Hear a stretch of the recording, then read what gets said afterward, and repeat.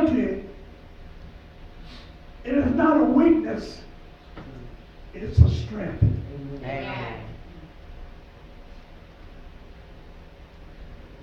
I don't want to take that. Go ahead and take it. Go ahead and take it. If it's right, take it.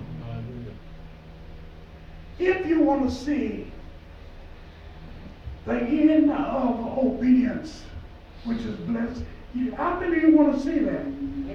Amen. You want to see God rewards you, and it's funny to say that He rewards you for doing right. Amen. Amen. He does. Amen. He does. He rewards you for doing the right thing. If He didn't, how many of us would do the right thing? Well. Really? Well. You know by doing right, or being instead righteous, right with God, you know there are benefits in that. Yes.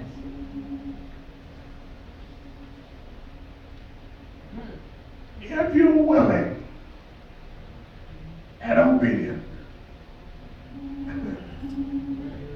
don't have to worry about nothing. If you're willing, it takes a willing heart Yes. to be obedient.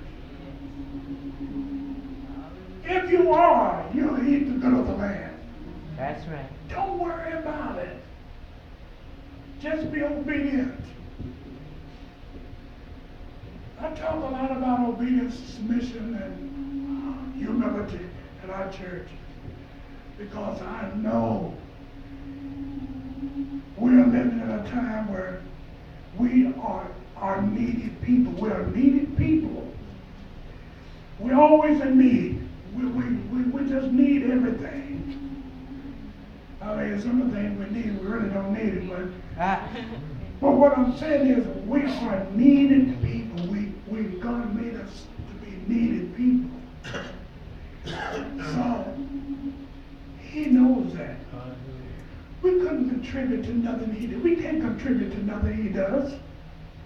What is it that we have to give? What do we have? How could we contribute to His goodness, to His mercy? How could we do it? We couldn't do it. We just like penny, man. We just eat up everything. I mean, we just can't give back nothing, but we just eat. God moved him from the brook to a city called Zarephath. It's good to know that God has a plan for you, a plan that you don't even know about. Amen. Amen. When He takes you from one place to the next, there's a reason and there's a blessing behind it.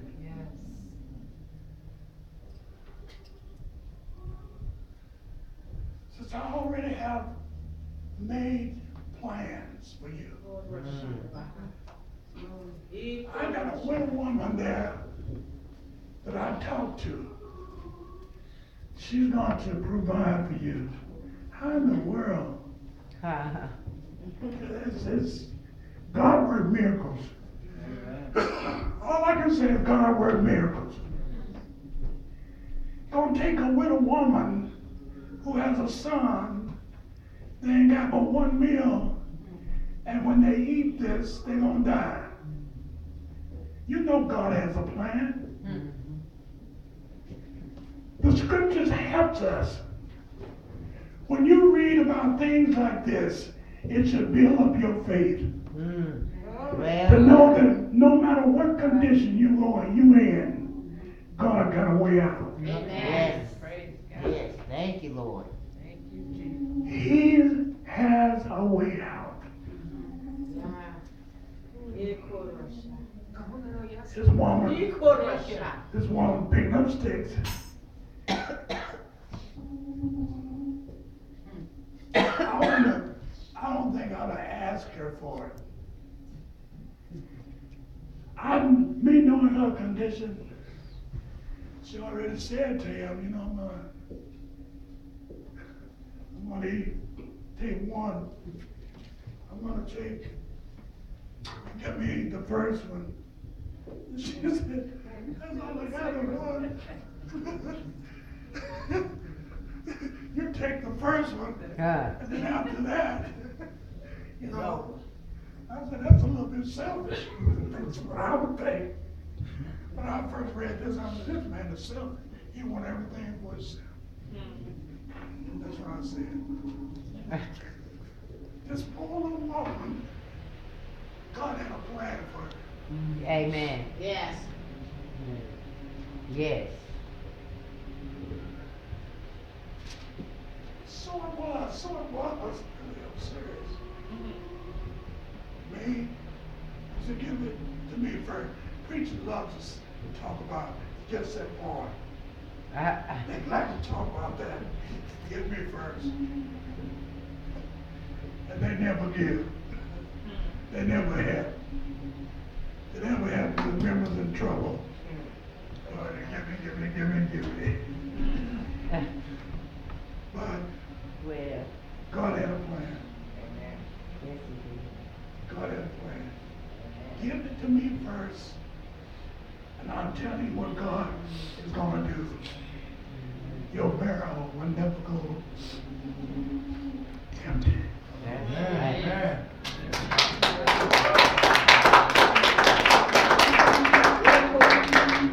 I want to show you that obedience on a personal level, it pays off. Collectively, yes, us doing the right thing, bringing it all in. But individually, he does some wonderful things for us. So, that happened. I believe it happened. Obedience.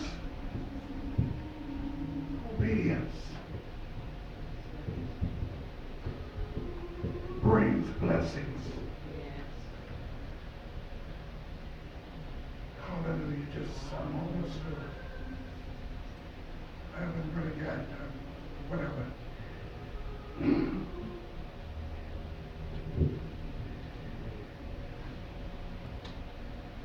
Verse 11 through 16, I'm going to read that and I'm through. And as she was going to fetch it, he called her and said, bring me, I pray thee, a morsel of bread in thy hand. And she said, as the Lord thy God liveth, I have not a cake, but a handful of meal in a batter. That would have broke my heart right there. But God had a plan for her existence. But through the wall, I'm gathering up sticks that my son could eat and die. And Elijah said unto her, fetch me, go and do as thou hast said. Her obedience brought a long-term blessing for her.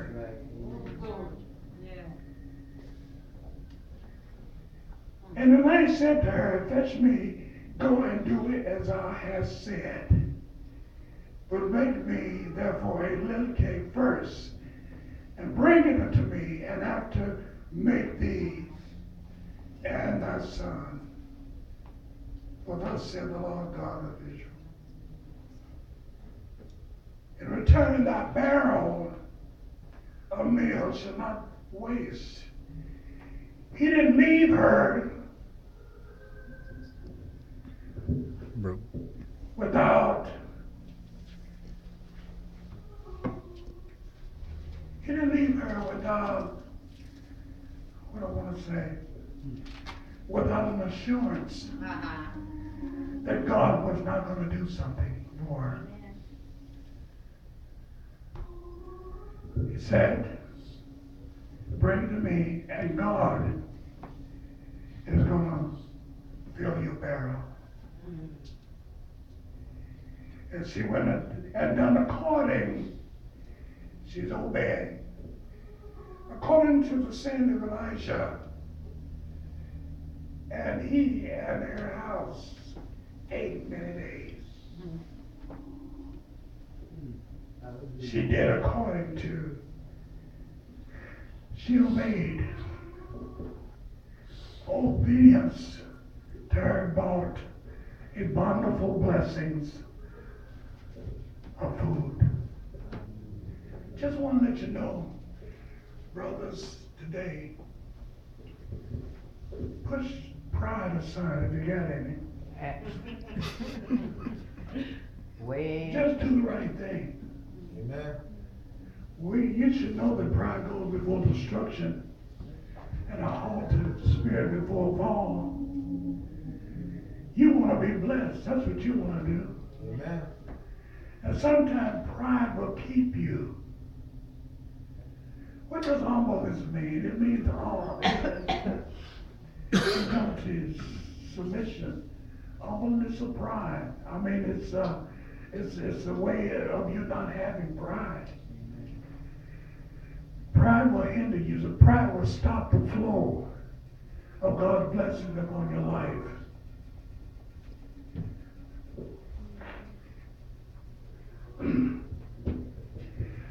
In my closing, that was one of the things that God taught me that I saw very clearly, that you don't have to take the high road. You don't have to have superiority over people.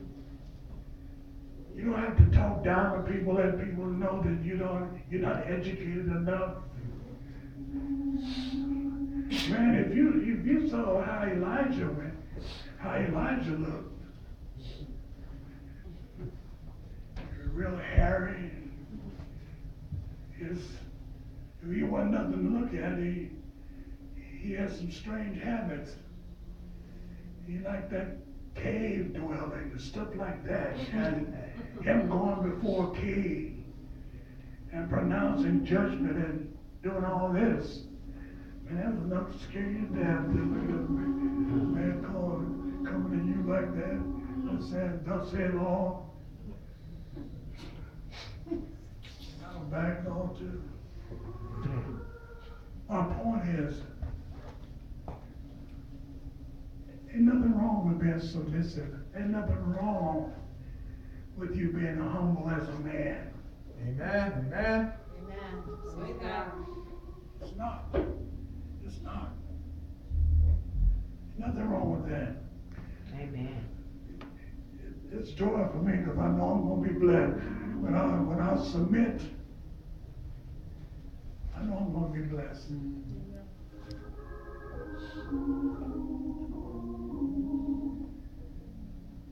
I'm going to say this, I'm going to quit. I don't. If I had some brothers, some of my brothers in here today, when I start talking about my wife, they love that. Because they know they're going to hear something that's against me.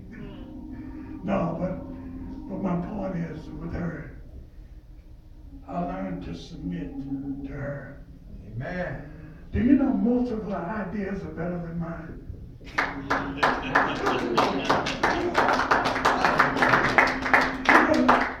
I'm serious. We can decide on something, and I'll go along with her ideas because it's more clearer, and it sounds more reasonable. Praise God. She's a very wise person. Amen. But there's no harm in submitting. You don't have to let these egos go. Come on now. I want to have another brother stay over here with us. Yeah. But I'm just I just want to make some sense. That's all. I want to make some sense. In my preaching, whatever I'm presenting, I want to be able to make some sense Amen. out of this because it's not as complicated as it seems. Amen. Amen. It's simple. It's very simple. we make it complicated by putting ourselves in the mix That's right. instead of letting God do and say what he wants to say, and we be obedient to what he does, without us trying to figure out another way. Amen. His ways are perfect. You're gonna go through, yes, you're gonna go through. There are problems. There are problems in life. But what do you think he's for? He said, cast all your cares on me, man. I care about you. You got somebody who cares, who's not gonna mistreat you, not wanna take from you. Amen. He wants to add to your life. Come on now. That's what he wants to do. He wants to add to your life. God bless you. This has been a good thing for me. I'm glad I came.